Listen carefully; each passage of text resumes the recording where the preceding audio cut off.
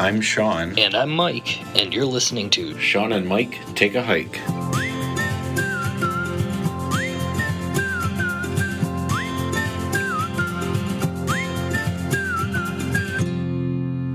Welcome to another episode of Shawn and Mike Take a Hike. What are we going to talk about today, Shawn? Okay, so today is going to be like a little different than our normal episodes. You and I, here's my thought. You and I have been talking a lot about like, oh, I bought this new piece of equipment, but like I'm not ready to recommend it yet because I haven't used it. Or, oh, I'm thinking about upgrading this piece of equipment. So like I thought today we could take all of the new things that we have been buying and trying and testing, and we could like give a rundown of what we like, what we don't like, what new gear we're using, what we've sent back, that sort of stuff. Okay. I guess I'll give a disclaimer at the beginning of this one and just say, not a sponsor. Not a sponsor yet. Although, advertisers, if you're listening, please reach out. We would love to have a sponsor. Yeah, okay, good call. Or any of these companies or brands that we may bring up. or if you are a competitor to any of these brands or things, look us up. We will try your stuff. Absolutely, we'll try your stuff. Look, I am always looking for, like, I love the latest and greatest, right? Love it. Yep. Also, I'm super cheap. So if you want to send me a free one to try, I'm happy to try it. or even discounted. I would even take a discount for a name drop or something. Now, here's the other thing that I will say. So, I know we've been talking about it for the last couple of episodes, but you and I do have a new website. The new website is ShawnMikeHike.com. A lot of the gear that is not sponsored, but a lot of the gear that you and I talk about in these episodes, we have posted links to the specific gear that we're talking about on our website. We are going to continue to do that. So if you want to see what gear specifically we're talking about, or you can't find it by a quick Google search, go to our website, ShawnMikeHike.com.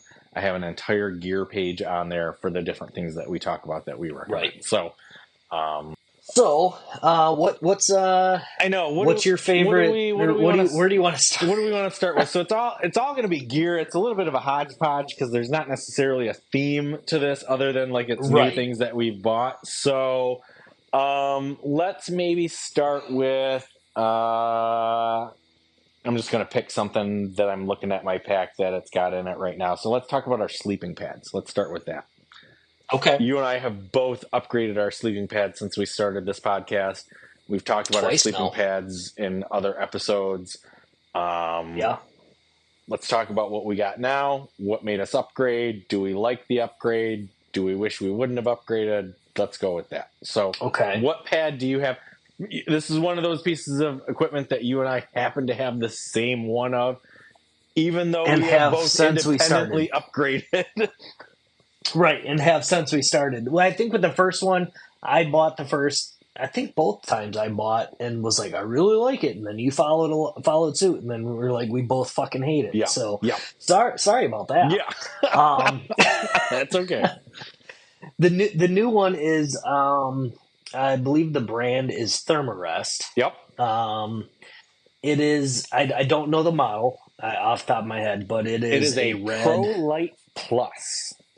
There you go. It is an insulated, self-inflating sleeping pad. It does not fold up nearly as small as the old one. Correct.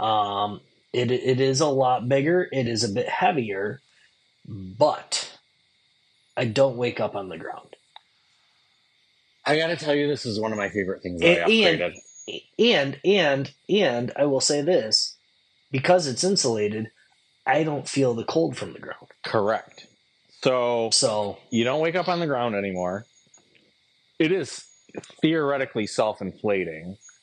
So it's got like a foam core to the sleeping pad that, like, when you unroll it and open all the valves, like everybody's familiar with like a foam sleeping pad, but like, you know how foam, like once you take it out of like a Ziploc bag or whatever, like how it kind of like puffs up on its own. This pad does the same type of thing. So when you have it Right. with all the valves open, it sucks some air in on its own. Now, me, Shawn, I still add a couple more breaths to it. Oh, yeah. Just to firm it up a little bit. But I have found I don't like blowing it up like as full as it will go. I like some of the give to it. But See, I like a firm mattress, so I always I always thought I liked a firm mattress, but have you, Mike, tried not blowing it up all the way? Try not blowing it up all the way. It is a world of difference. Like, didn't know that was an option. Yeah, don't blow it up all the way. Like, let it self-inflate. Maybe add a couple extra breaths to it, but let it have a little bit of give. Well, but then I'm a side sleeper and you're not a side sleeper, so maybe it is different for you. But like, I notice it is way more comfortable not inflated to the max. Okay. I will try that on our next trip. I will say things I like about this new one. Even though it is not nearly as small packed up as the last one, it does come with a compression sack. It does pack down small enough that it's not necessarily in the way. It is a little bit heavier. Right. So the box that we got it in says it's 1 pound, 7 ounces, which is significantly heavier than our old one, which was like 2 ounces. Right. For me, the comfort of this new one is worth the extra pound. Yeah. Yeah, for sure. Here's another thing I like about this one, made in the USA. If you're listening abroad, maybe that's not a big selling point for you. If you're a USA-based listener, that might be a selling point for you. This one is made in the USA, which is, for me, a big selling point. So yeah, I prefer supporting local. Yeah. So, but yeah, no, I mean, I think it's a great sleeping pad. The old ones, the old ones were what they were. They were an air mattress, right? Like, you blow it up, it's an air mattress. It is what it is. Right. Cheap ass vinyl. Typically got a hole in it.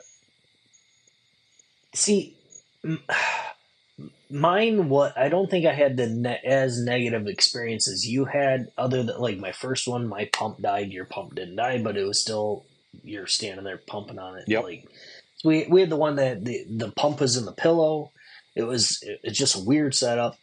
My pump died, so I had to blow it up by air. Turns out it took like 12 breaths. It wasn't that hard. Sure. And then, so we got a different one, and about the same thing, about 12 breaths to blow it up. Yours seemed to leak a lot more than mine did. Yep.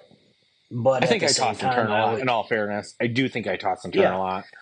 But I woke up, like, you're still a little bit cold because you got just air. It's not, you don't have any insulation or anything like that. So, especially on this last trip we took, where like it was cold and wet at night. I was not nearly as cold on this new air mattress because it does insulate you from the ground way better than the other one did. I was cold. I was wet. But, well, you were cold and wet for other reasons, not air mattress related, though. Not air mattress reasons. Everything on this trip got wet for me. But for mine, my next thing, if you're ready to move on, I don't know if you're... Yeah, I mean, I guess that's... there's not much more to say. It's a sleeping pad at the end of the day. Yeah. But, like, this new one, highly recommend...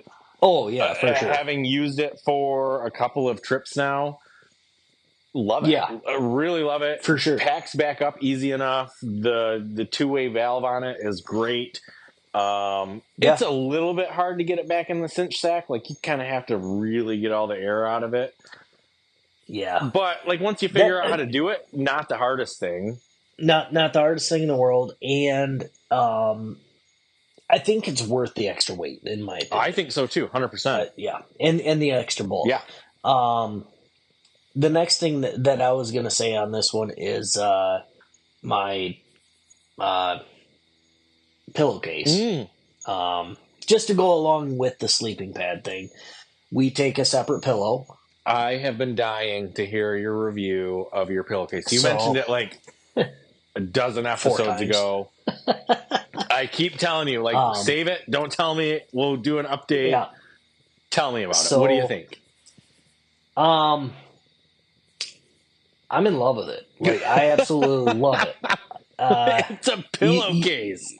I know it's a pillowcase, but like your face isn't right on the plastic or on the whatever of your vinyl or whatever they're made vinyl out of. pillow or whatever. So your face isn't right along that. If for some reason your pillow gets a hole in it, whatever, and your pillow's you can throw a hoodie in there, sweatshirt, t-shirt, like whatever. Okay. You can just crumple that up and you can make a pillow out of that. Okay. I drool in my sleep. It's super sexy.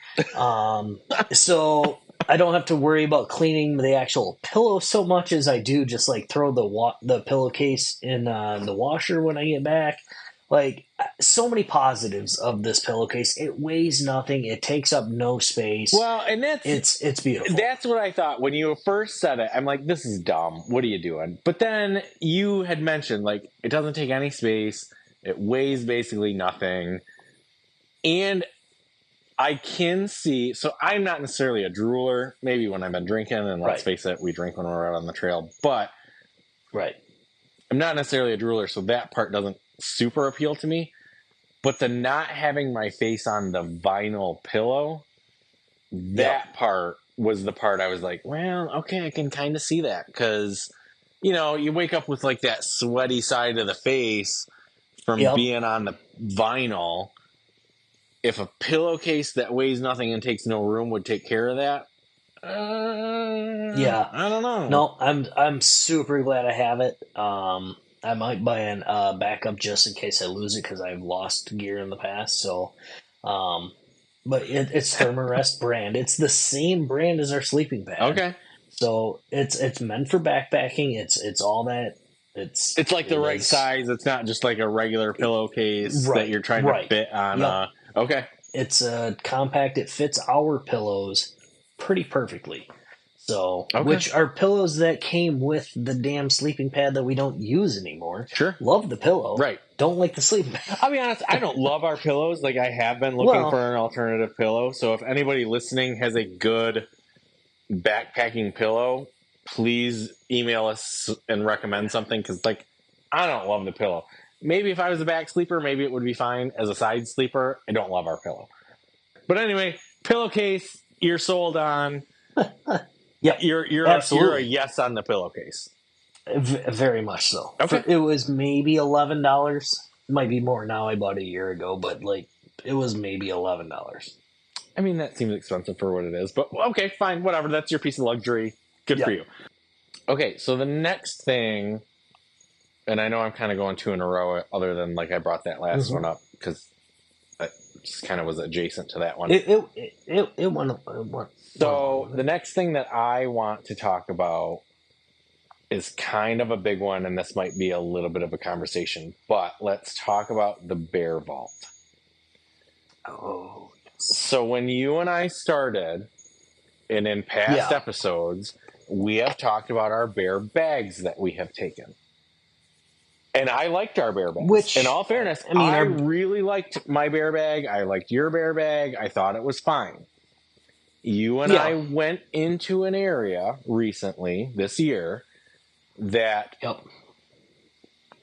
with our research, which do your own research on where you're going to figure out whether you need a bear bag or a bear vault, the place we were going highly recommended, did not require, but highly recommended a bear vault instead of a bear bag. Well, and that was the campsite that we were actually staying at. That wasn't even the dispersed areas where, who knows? Right. You know. Right. So I guess for those that have listened, one of our overnight hikes, or the only overnight hike earlier this year, I had a bear canister. Like, I don't remember the brand. It's the tall orange thing. I might have mentioned the brand in that episode.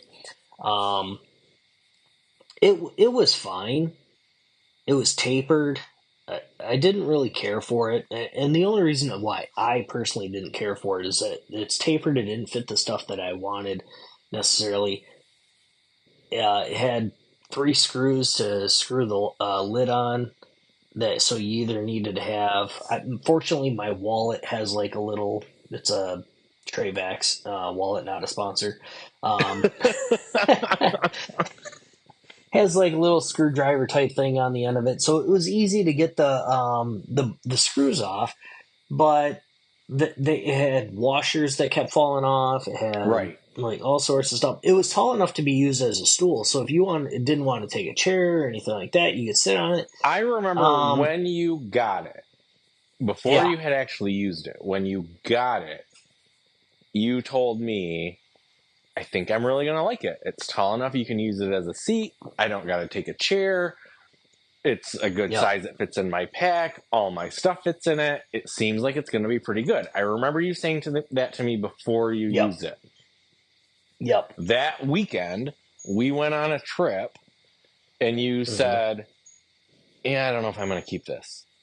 It's got all these little parts that you got to unscrew. It's not real easy to get it open. There's parts that can fall off that I feel like I'm going to lose. Yeah, well, and I did. Like, actually, the night we recorded an episode that is lost to the ether now, I lost a part to that bear canister. Yeah. Found it in the morning, by happenstance. But found that part, and I think it was actually at the bottom of the bear vault. Might have found it when I got home. But regardless, all these tiny little parts, it just was not for me. So, like, it was too much worry for what it was worth. And I know we're not saying the brand, so I'm not too concerned with like giving it a negative review or any of that sort of stuff. But like, right. To the canister's credit, I do feel like it would have been effective. Like, it would have kept the bear out of it. I could barely get into the damn thing. Like, so I do think if that's the style you went with, without naming the brand, as long as you had all the pieces and parts and could keep track of all the pieces and parts, I do feel like it would have been effective. So I don't want to say anything about the functionality of it that's negative. No. Just usability, maybe not so great. And my preference, like that's personally my preference of like, because you didn't have one at the time. I think you shoved your stuff in my canister. I did shove my stuff in your canister for the night. Yep. For that night. And so like, that was just like my preference of like, I don't have to have use a certain tool to like tighten this up enough or to loosen it up.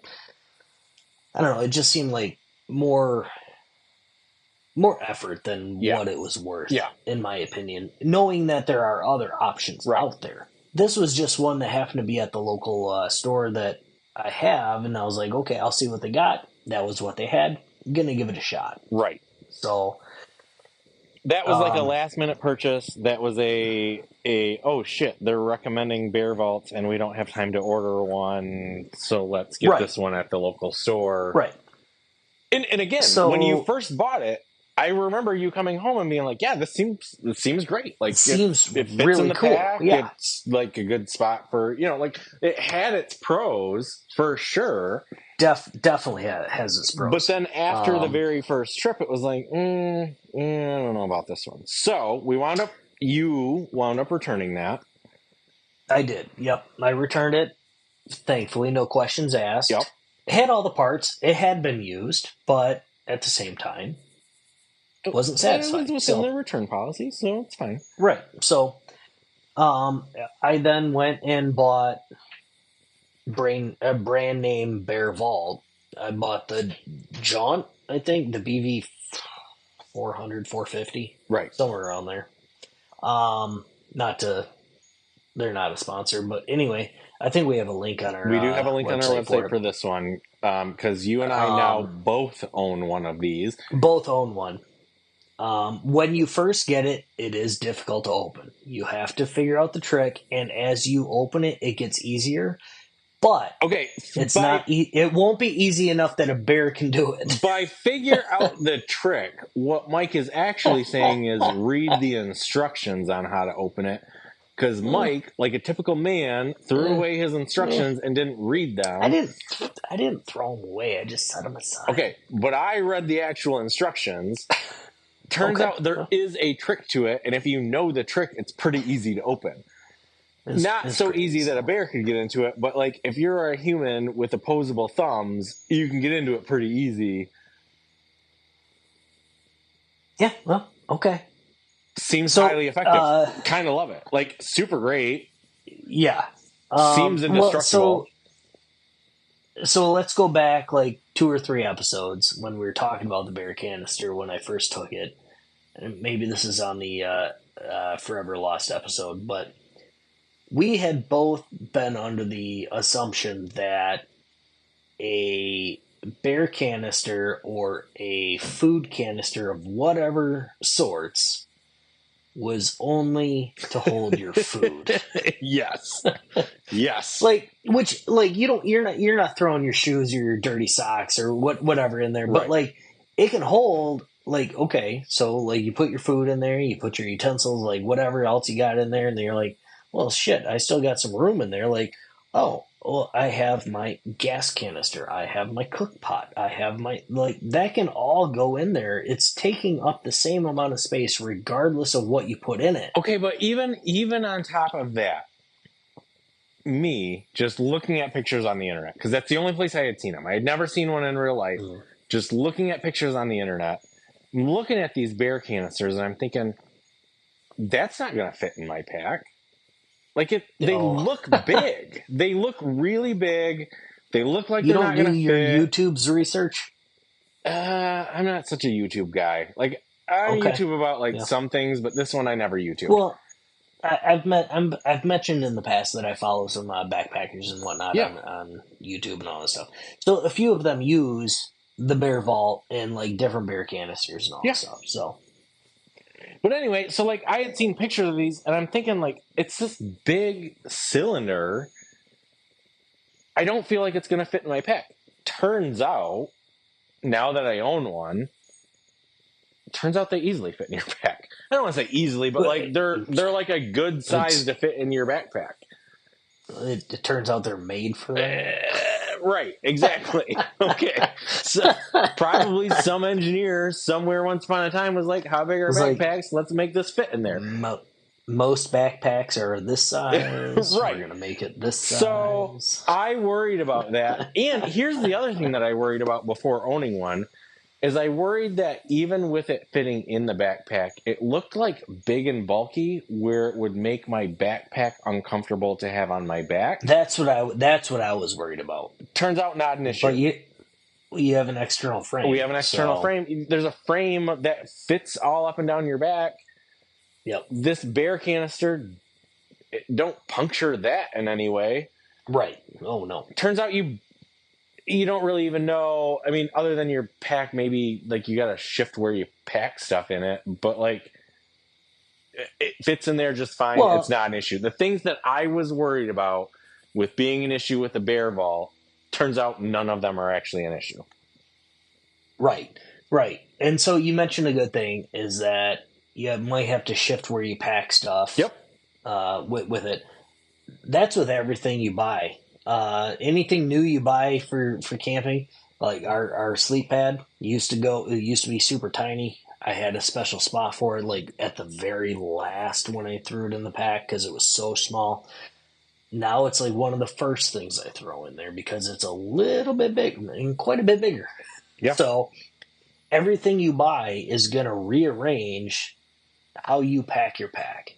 So I know we just did the episode like 2 weeks ago or 4 weeks ago about how to pack your pack. Yeah. I think we even mentioned that is like it changes every damn time. Yeah. Like, but you try to keep your zones and all that kind of stuff, but it always changes because this piece of gear is going to be heavier and a different size than what you bought. Hopefully, it's smaller and lighter than what you used to use. Not always. Not always.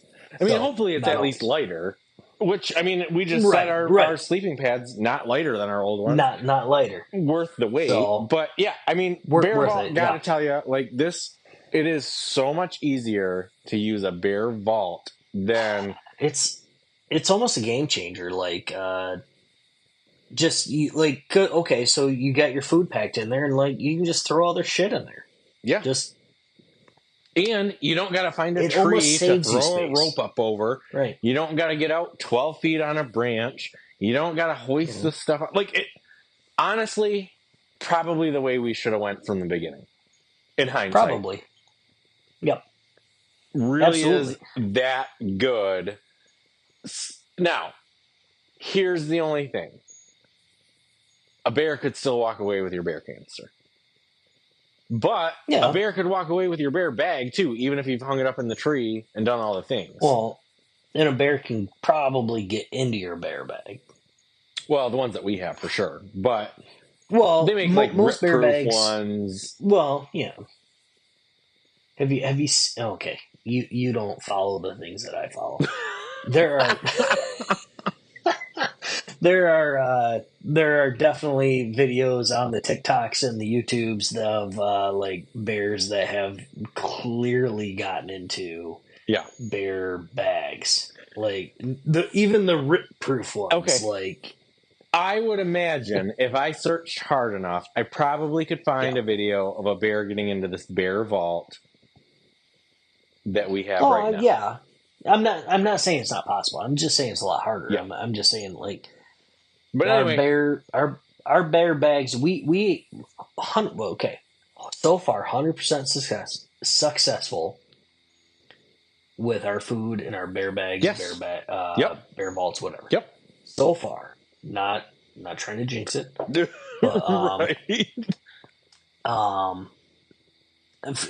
we're following what we need to follow to do what we need to do. But we know where we're going, and that last trip, I don't know if we would have walked out of there with all of our food.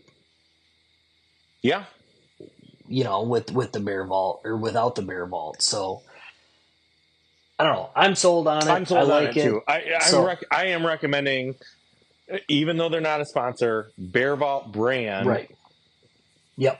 For the 3 to 4 day ones that Mike and I go on, the jaunt size is plenty big. Mm-hmm. We can fit everything in it that we need to, and then some.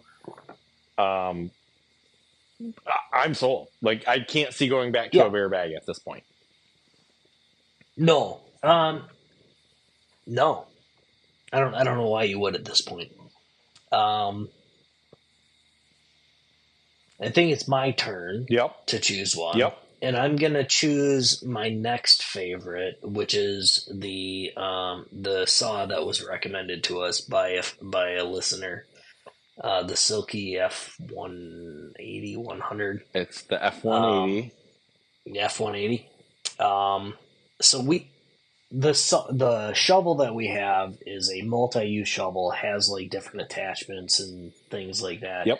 Has 2 or 3 different saw blades on it. We've tried them all to cut wood, and none of them really worked all that well. Correct. So I'm not going to recommend the shovel other than for a shovel. Oh, it's great for a shovel. Great for a shovel, maybe a beat stick or a pickaxe or an emergency whistle. It's got all that stuff in there. The saw blades, not so much. Nick recommended this shovel, or the saw, sorry. I bought it and was eager to try it. We had it for the spring trip. And everything we found was just breakable. Just didn't need to get the saw out, so didn't get to use it. This last trip, we found big enough stuff to where I was almost regretting trying the saw out, because I was like, if this thing disappoints me, this is a lot of wasted firewood. Right.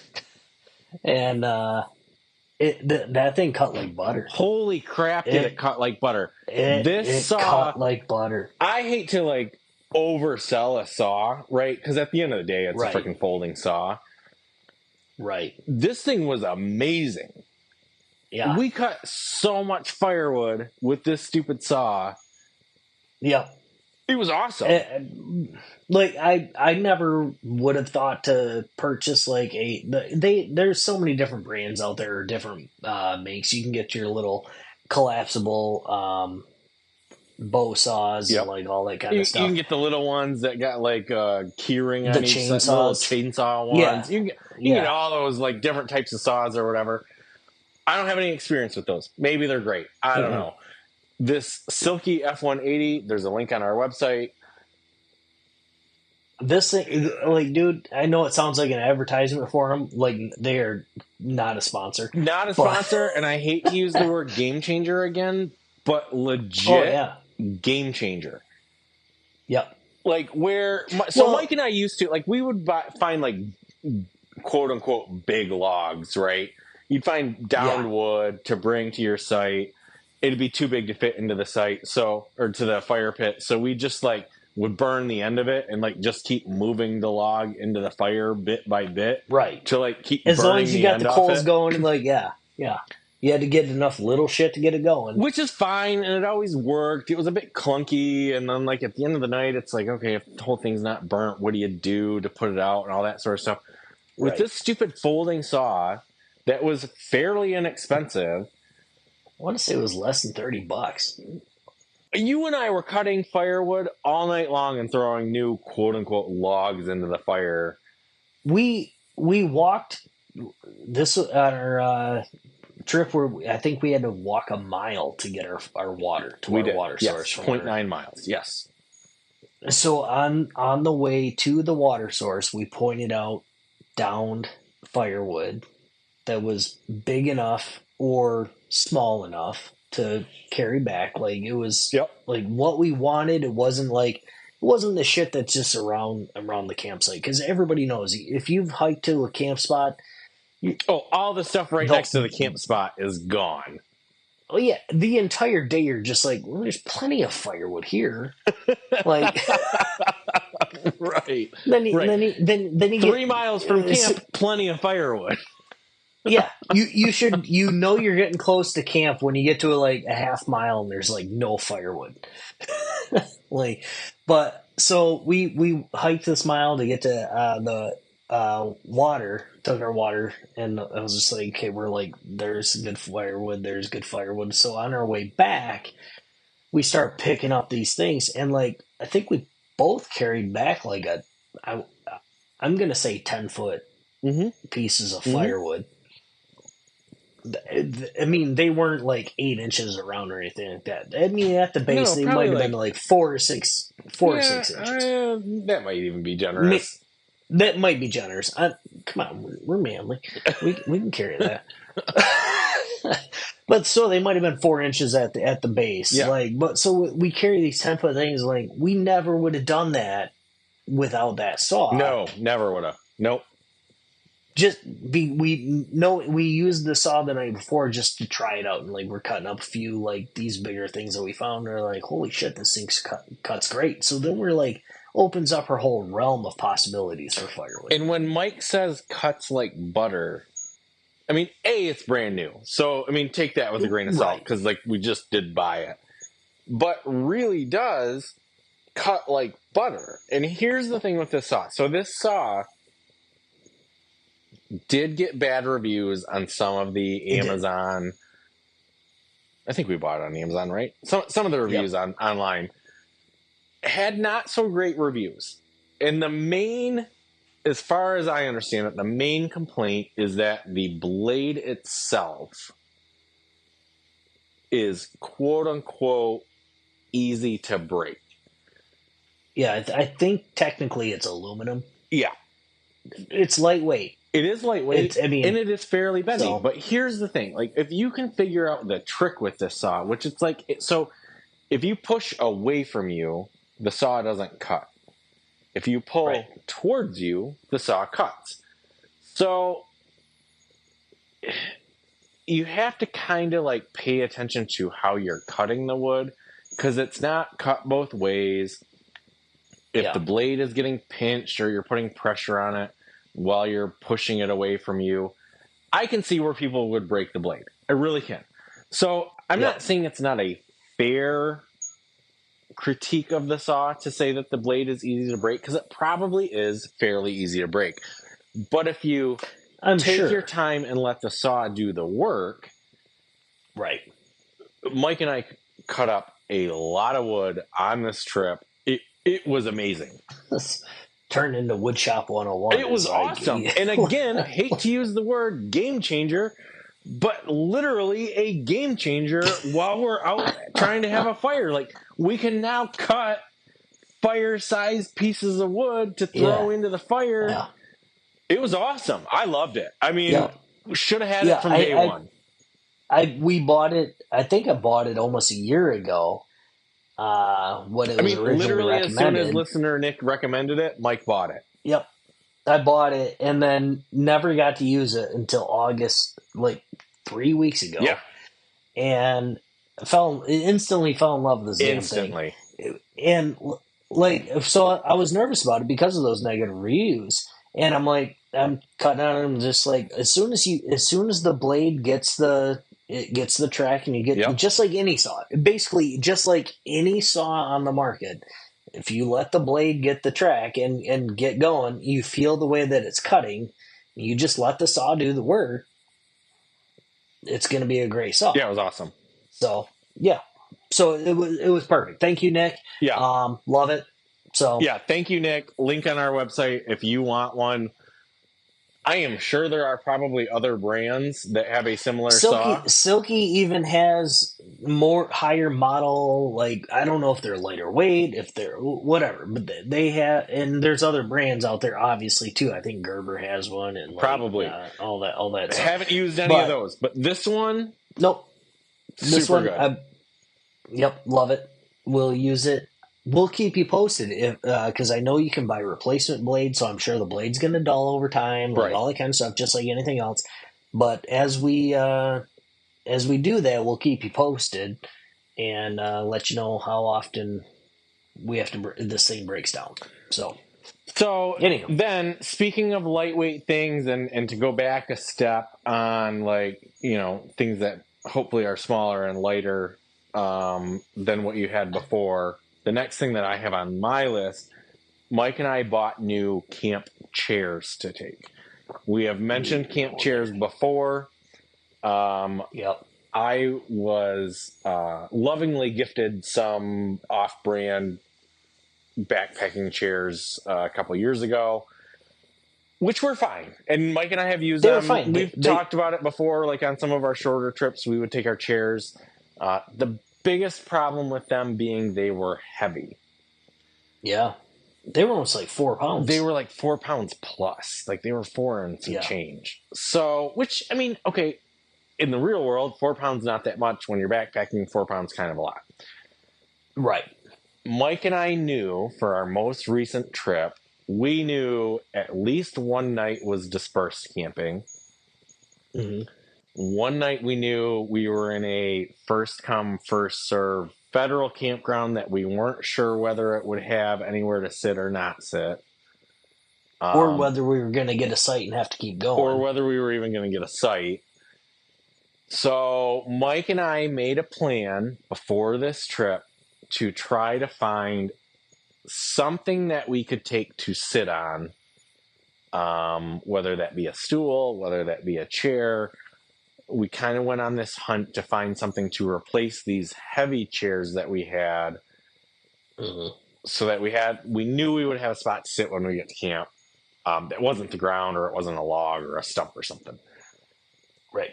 Mike found some chairs. This is another thing that you and I both have the same piece of gear again, but we got these new camp chairs that are less than 2 pounds.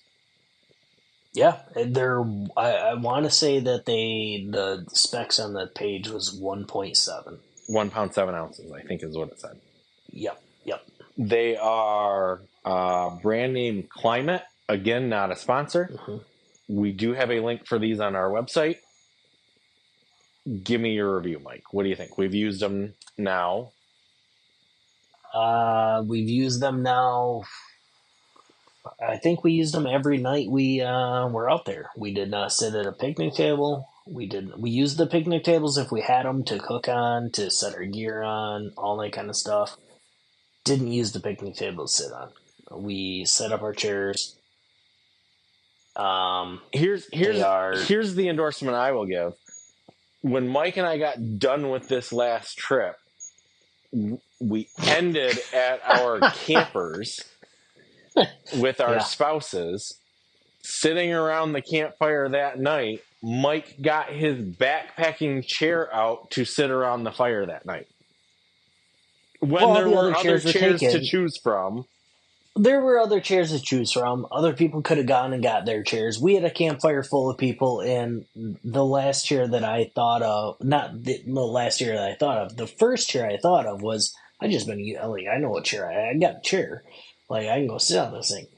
So I just got this out, and they're like, "You sit on that?" And like, oh yeah, I was a little bit lower than everybody else because it's a backpacking chair. It's not the biggest chair in the world. But they're like, "You're gonna sit out?" And I'm like, "Yeah, this thing's actually comfortable. Like, I don't mind on it for the last 3 days. I can sit on it for another night. Like, I'm not above this chair. Like, this chair is my chair. So, and it became my chair like the last 3 nights. So, like, what's one more? Did I have armrests? No. Did I have a drink holder? No. But I was comfortable, and I had places to put things. I don't know. They're pretty nice. So like, they're all like shot cord, like your tent poles are. Like you said, they're like 1 pound 7 ounces. They come in their own fairly weatherproof bag that straps to the outside of your pack pretty nicely. I mean, they stay dry through the rain underneath our rain or flies or whatever. The back to the chair is higher than our other chairs were. It's not super high, but like it's high enough that you can lean back and it doesn't feel uncomfortable. The other thing that I really like about them is they have these like rubber feet on them that are larger, so they don't sink into the ground. So like we were on sand at some point, we were on loose dirt at one point. The larger feet on these chairs don't sink into the ground as bad, so they don't like topple over. Highly recommend. Super comfortable, lightweight enough. Love it. No regrets on that purchase. Not super cheap, but not expensive. Not super cheap, not super expensive, but I will say this. I was doing a lot of looking, knowing that we were coming up on that trip. And I still, because of all of my looking, I get emails from certain websites and things like that. They're like, "Oh, we found what you're looking for," and all this kind of stuff. And they're like, "Ultra lightweight camp chair." And I'm like, "Okay, I'm intrigued." I looked at one today, and they're like, "Ultra lightweight camp chair, 3.2 ounces." Or 3 pounds, not 3.2 ounces, 3 pounds, 2 ounces. Yeah. And I'm like, that's still double what we have. Like, these are pretty light for what they are. I'm like, that's not ultra light. So if that's ultra light, then we got is like mega light or whatever. Right. Like, I don't know. Like, it's light enough, it's comfortable enough, and it is. I mean, it's teal. Whatever. Yeah, I mean, the color I don't love, but whatever. I mean, it was cheap. It was on sale. Whatever. Yeah. Now, the only thing that I can't say, I don't know the longevity of it. Well, right. So, we've only used it for one trip. Yep. But we used it every day for one trip. I will say this, though. It is the same brand of the blow-up sleep pad that we have. And their warranty was pretty good on that. And their warranties are good. I'm not the sleep pad. I'm sorry, the sit pad. Oh, yeah. Yeah. So our seating arrangements are by the same company. Okay. I don't know. I mean, one trip in, 1 4-day trip through cold weather and rain and kind of a lot of miserable. I'm recommending this chair. Minus that I don't know the longevity of it. Like, it's right. Couldn't be happier with how comfortable it is. Like, it's not a lazy boy, but but it's pretty nice. And It's better than a log. It's better than a log. You know, if you can find a spot to prop your feet up, I'm pretty happy with it. Like for the money, I'm recommending it. Yep. Yeah. It wasn't that. It was. I want to say less than $50 a piece. Yeah. So, and I mean that was on clearance. I don't know if they make this model. They were blowing them out. I wanted an orange one. They were out of orange ones. So so they might be out of them. But next year's model, probably just as good or better. Yeah. Even if they're $70, I would recommend them. Yeah, for sure. So, so the next one I'm going to go with is something that's probably near and dear to your heart, especially recently. The first trip this year we took, I had a new.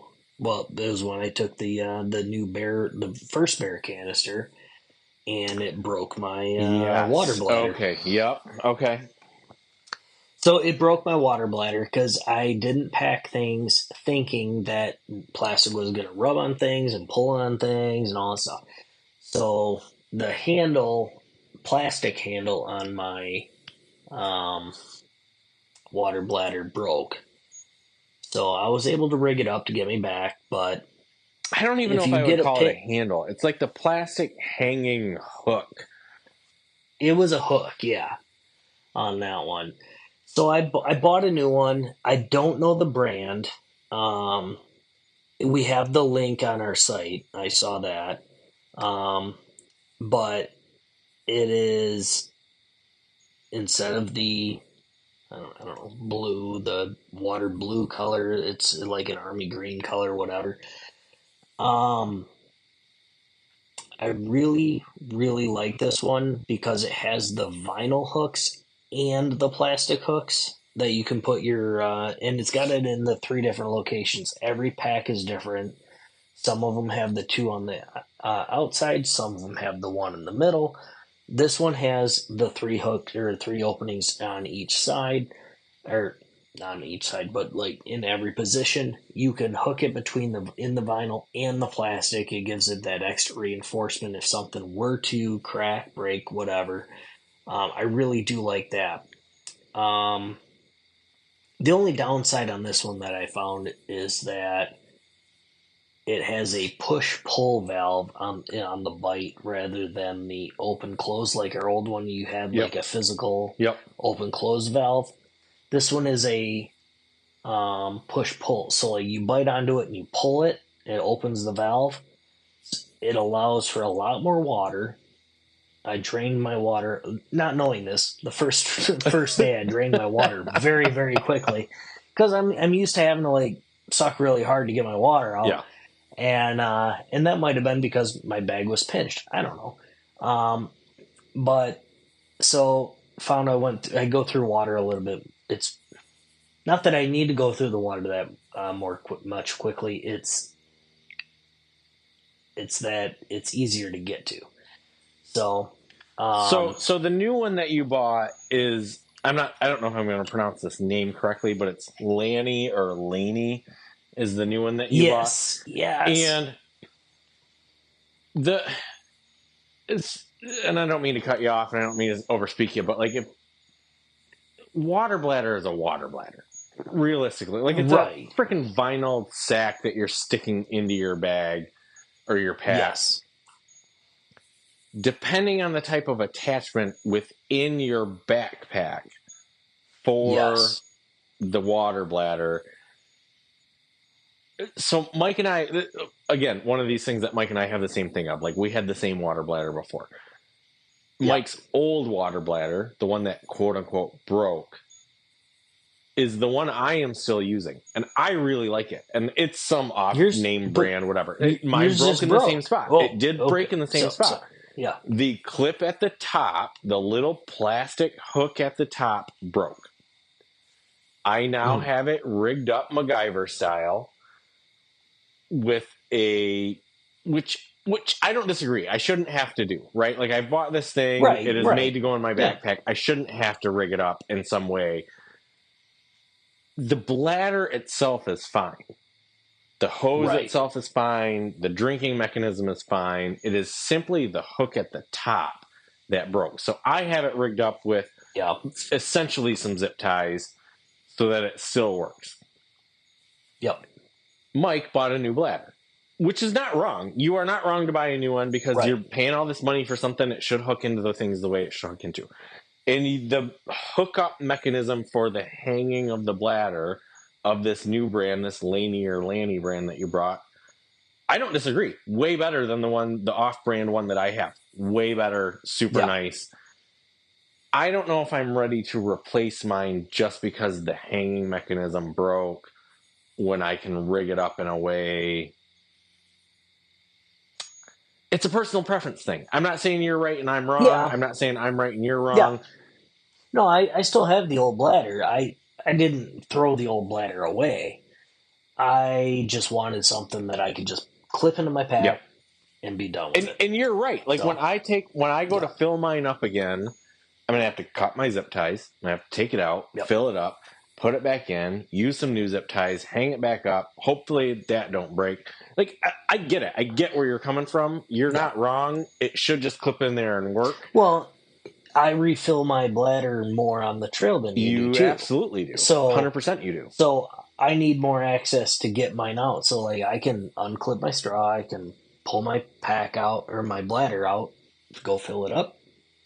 And do all that. You sweat a lot more than I do. You consume a lot more water than I do.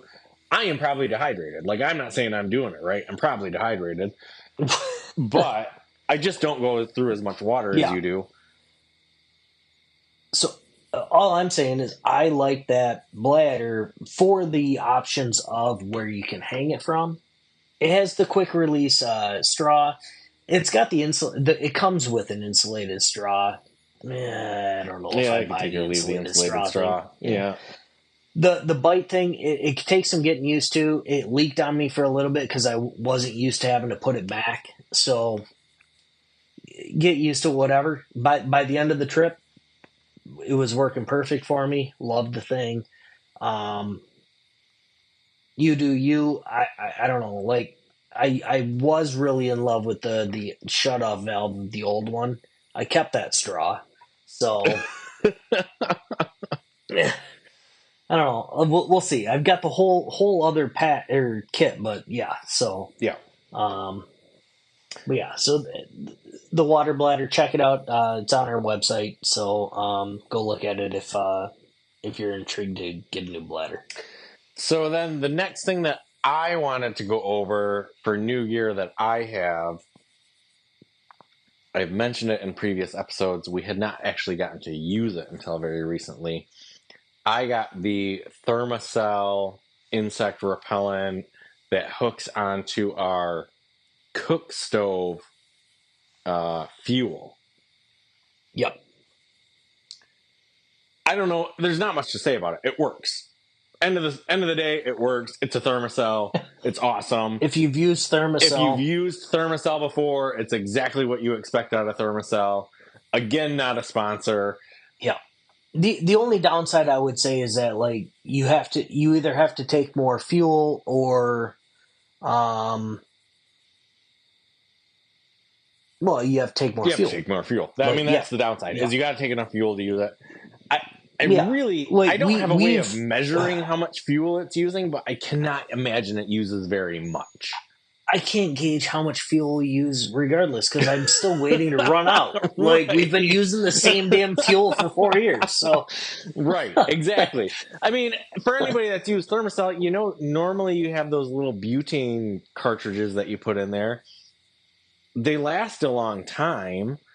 It uses this tiny little pilot flame to heat the repellent pad up.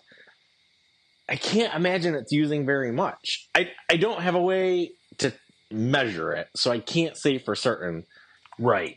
But I will say, when the mosquitoes are bad and we plug it in and use it, it seems to work. And I'm one of those people that the mosquitoes love me. I've mentioned that before.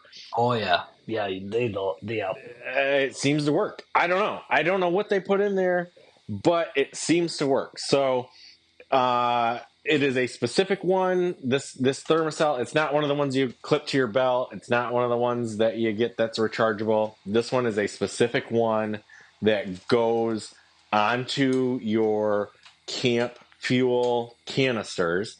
It's made to thread right onto those. It's got the little blue pads that you put into the top. You hook all that up. You make a little contraption out of it. You turn it on. There's a little button that you use to light the flame. Once it's lit, it works just like the Thermacell that you may or may not already be used to. It heats the pad up, fights the mosquitoes away. You're good to go. It comes with a little pouch because, again, as anybody knows that's ever used a Thermacell, where you put the little pad, once those get heated up, they kind of get gunky and get all like the fuzz and stuff from the atmosphere that sticks to it because it must get sticky in some way. So, but it does come with a little sleeve that you put that into so you can put it back into your pack and it's not getting all your stuff dirty. Yeah, I mean, really can't say enough nice things about it. We got turned on to it from another guy that we ran into that was out on the trail. I think it was a year ago in Pictured Rocks that we ran into that guy. Yeah, I believe you're right. He had one. Couldn't say enough nice things about it. I didn't even know they existed. Mm-hmm. You, Mike, didn't even know they existed. So we're like, well, fuck it. Let's try one. So we got one. I actually got one as a gift from my parents. Thank you, Mom and Dad. Love it. Really can't say enough nice things about it. Yeah, it's come in handy when the bugs are really, really bad. So I don't know. Like I think we use some other options just to get away from using the fuel. Well, we've talked before. Like we talked in our like insect repellent episode. We talked about how we take our little incense burner things, little off coils or whatever, right? And we'll use those if the bugs are not too bad. Which I still agree with. I'm not saying not to use those because I still agree that those, if things are just like a little bit annoying but not too bad, those work just fine. But like when things get beyond the capability of those off coils, that's where we kick into like Thermacell mode, get that out. I'm a big believer in Thermacell. I don't know what they're doing. I don't know what chemicals they have in their stuff. Whatever they got in there is working. Right, yeah, for sure. So, I guess on the same sense of the insect things and repellents, why don't you go ahead and I'm done with my new gear. So okay. I have it on my notes that we wanted to make sure to talk about this, like your insect shield pants. Oh, yes. Okay. Yes. My insect pants. Okay, so we talked in our bug repellent episode about, what's the stuff called? Permethrin, right? Permethrin, I believe it is. So we recommended at the time this Sawyer treatment. It's a spray-on treatment for your clothes. And I was sold on it. This last trip, I'm like, you know what? I wonder how the infused clothing works. So before we went on this last trip, I did some research and I bought a pair of pants that are permethrin infused. The brand name for these pants, again, not a sponsor, the brand name is Insect Shield. Okay? So they do whatever the method is to infuse the permethrin into the fabric. It's not a spray-on treatment. It's an infusion treatment. I'm not a scientist. Didn't I don't you know say what that is. It's supposed to last like 70 months or 70 washes? 70 Jesus. washes. The pants on the inside of like one of the front pockets has a little like check mark grid so that you can mark off how many times you have washed these pants. Have you done that? I have. You put a little Sharpie on it, you like dot the little thing, you mark how many times you've washed them. I added an extra one because it rained super hard one day that I was wearing them. So I added an extra dot. I'm not sure if I was supposed to or not, but I did. I got to tell you, I'm sold on these pants. They were expensive. Okay. As far as pants go, they were expensive. Define expensive though. Like, there's people that spend like $200, $300 on jeans. So. Oh yeah, no, they weren't that. I want to say they were $85. Okay, so they were two pairs of my jeans. I mean, I buy my stuff at Meijer, and my jeans are usually $20 a pair. So, they were like 4 pair as far as I'm concerned. Aren't jeans normally like $40 a pair now? I don't know. I'm usually at Target. Oh no, I don't know. I buy mine are Levi's, and they're at Meijer, and they're $20 a pair. Yeah. When's the last time you bought jeans? I don't think they're that price anymore. I just bought some. They were on sale. Bullshit. Okay. Anyway, side conversation. But anyway, so I bought these Insect Shield brand name permethrin infused pants. They have various styles, so I just like picked one and went with it. Mm-hmm. No ticks. No ticks. No ticks. No spots for bugs to get in. Comfortable to hike in. Just like they're like rip resistant. I really liked them. I gotta tell you.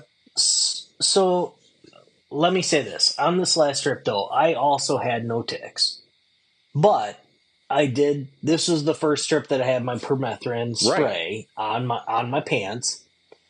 The thing I really like about the pants that you are wearing, and not saying you can't do this without getting the Insect Shield or whatever, we've been talking about it anyway. All of our hiking pants have been convertible pants with air quotes, to where if it's too hot out, you can zip off the legs and just turn them into shorts. Right. And they're just cargo shorts at that point. I would love to get the convertible without the cargo, or deal with what you're dealing with, because dealing with the amount of ticks we have in the past, you find them in all of those folds. Correct. All of those folds. All of the folds. So like, yep. Where it covers up the zipper on your knee, then you find ticks in there. If you where your little flap is for one of your cargo pockets, there's ticks in there, depending on how you do your duct tape situation we talked about. Yep. Like, you'll find ticks. Like, so those were not convertibles. They're not. And here's why I went with not convertible. I mean, all the things that you've said, absolutely I agree with. Yeah. Every fold of fabric is another place for a tick to hide or bugs to hide or whatever. My general rule of thumb, and somebody tell me if I'm wrong, but like at the end of the day, so we got the zip off convertible pants, right? Because like, oh, I might get to camp, and then I might want to wear shorts because I've been hiking all day and I'm too hot. I don't think anybody is going to pull me aside and accuse me of having like some indecent exposure for walking around in my underwear if I'm that hot. Well, if you're in your underwear, it's not indecent exposure. Well, that's what I'm saying. Like, I'm not wearing, like, I got undergarments on. Right. When I get to camp, if it is that hot that I need to be in convertible pants, if I just take my pants off and I'm just in my underwear, chances are we're not going to see anybody else regardless. Look, if they're out there and they haven't seen Naked and Afraid, that's on them. That's on them. Exactly. So I agree. You also did not have any ticks on you. You did not have Insect Shield brand pants on, but you did have permethrin treated pants on. I did have permethrin treated pants on. But at the same time, I really liked the pants. You liked the pants, but I felt more, I'm not going to say it, like, I'll say less secure. I'm not going to say I was insecure. Yeah. I felt less secure about it, like, being that I had all the folds. Yeah. And everything. I really do want to I think I might get rid of my convertible pants. Just because. Yeah, I get it. Yeah. I liked the idea. Like, I have yet to find the desire to hike in shorts. I see people do it all the time. I'm not ready for that. I'm not ready for it. I'm just not. Just seeing where ticks can get when you're wearing pants, if you got looser shorts on or nothing, then they can get wherever they want. So, anywho. But yeah, so there's one other thing I wanted to bring up, and you mentioned it, but I think it's a good thing to bring up, is the first aid kit Oh, updates. I forgot about that. Thank you for the reminder on that. Yes. Not necessarily a gear update. Mike and I have talked. We talked about it in the first aid kit episode. Like, I am the keeper of the first aid kit. This is not necessarily a gear update. I have not found any new breaking science, new things to, you know what I mean? Like, it's not Sean's carrying gear. things out on the trail. Right. Like, I'm not taking, like, there's not some new miracle drug that I'm taking out on the trail. However, I feel like this is a good point to say, while you are updating your gear, also update your first aid kit, because stuff has expiration dates. For sure. I won't say we, I will say I, once a year, go through the medication that I keep in our first aid kit. What is expired? What do I need to throw out? And what do I need to replace? So it's not, it's new in that it's fresh, but it's the same stuff that we recommended before. Yep. So if you want to know what we keep in our first aid kit, listen to our first aid episode. Yep. But as a friendly reminder, that stuff does expire at some point. So make sure that you are keeping up to date and keeping new stuff in your pack for that. So thank you for the reminder of that, Mike. That's a fairly important one. Yeah. Yeah. Well, and I appreciate you keeping up on that. We've talked in the past how, like, you carry certain things and I carry certain things. So, like, I make sure we have enough gas to go right for our food and everything. You make sure we have non-expired right. medicine. And for the most part, we've never needed the medicine that we take. But if we were to need it, I don't want it to be expired. Right. So, well, it says here expired 2 years ago. So maybe take 6. Like, I don't know. Right. Right, exactly. So, but that's the thing. So, make sure that if you have, I mean, just like I don't know, if you started hiking 40 years ago and your backpack's been sitting there, right? Make sure your MREs are still good. So. Yeah. Your MREs are probably still good. Your Benadryl might not be. So, get the right stuff. But yeah, that was the last on my list. I know this went a little longer than most of our episodes, but we're excited for a lot of our updates and happy to talk about them for certain reasons. Exactly. And if anybody has any questions, comments, or concerns about any of the gear that we've talked about upgrading, you like or dislike any of the stuff we've talked about, I'd love to hear pros and cons for any of it. Or if you have other gear that you think we should upgrade, feel free to reach out. You can reach us on our email, which is ShawnMikeHike@gmail.com. We're on all the major socials at ShawnMikeHike. You can reach us through our website, which is ShawnMikeHike.com. Any of those places, feel free to reach out. We'd love to have your feedback.